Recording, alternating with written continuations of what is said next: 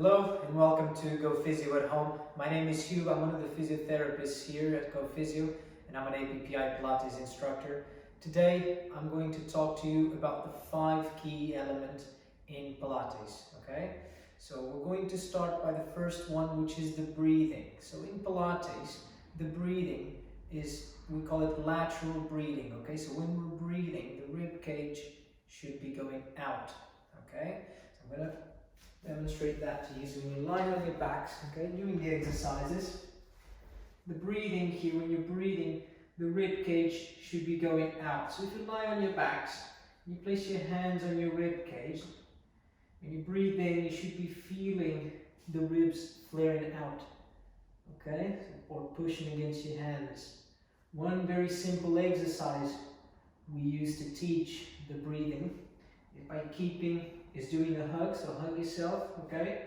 And then when you breathe, you should be feeling the ribs pushing against your hands, okay, or against your arms. So the idea here is to make the breathing happening here on the rib cage so we can free up this region, okay, to create the tension there on the core muscles, all right? So the breathing is something that it's a bit tricky, and some people take a little while to understand how to do the breathing properly. So don't worry if you don't get it right doing that at home, okay?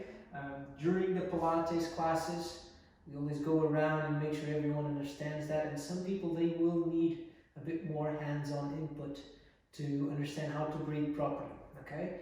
And you can always try and do this test at home, so the hug test, so you hug yourself, you breathe in deeply, and the ribs should be pushing against your hands, okay? So if you're doing it well, that's it, spot on. Okay, so then during the exercises, we will be breathing in and out, coordinating those two with the movement. Okay, so during some movements we'll breathe in, some movements we'll breathe out, and that breathing again should be coming from this region. Okay, so that's the first key element, the breathing. The second one is centering. Okay, so centering means creating tension in this region, in the core region.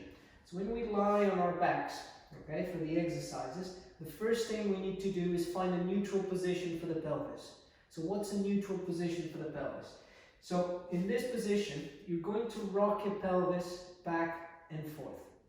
So you're arching your lower back and you're slouching your lower back, or you're creating a gap here between the lower back and the mat, and then you slouch and you're bringing the lower back towards the mat. Okay, so I want you to do those two movements. Rock the pelvis back and forth. Now I want you to find a position between those two, okay, so a mid position. So that should be enough for you to fit your hand underneath, okay, so between the lower back and the mat, and that's a neutral position. So once you got that neutral position, you need to set the core muscles. So the easiest way for you to create tension there on those deep muscles is for you to pretend you've got a belt under your belly button, okay, and you want to tighten up that belt, okay? So if you place your hands there on your pelvis, you find those bony bits, imagine a belt in that region, okay? And the belt is pulling those bony bits in together, okay? You're creating tension there.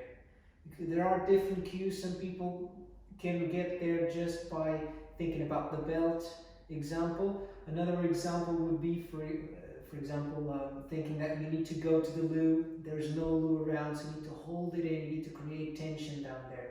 So when you place your hands in this region, if you squeeze those muscles and think about bringing those bony bits in together, you should be feeling some tension under your fingertips, okay? So this region should get a bit tighter, okay? So that's centering. The third key element is the rib cage.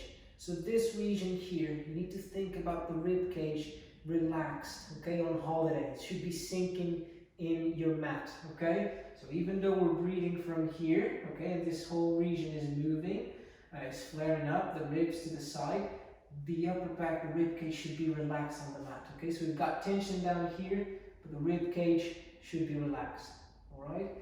The fourth one is the shoulder blades. So the shoulder blades should be down. You need to think about moving the shoulder blades down towards your back pockets, all right?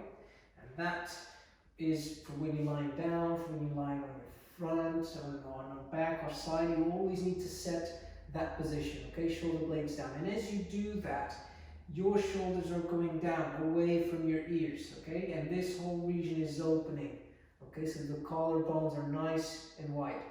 And the fifth element is the position of the neck and the head. So the neck and head should be nice and long, okay? So you can think about a string pulling the top of your head, okay? So as it does this, the neck becomes nice and long. Or you can think about the crown of your head moving away from the tailbone.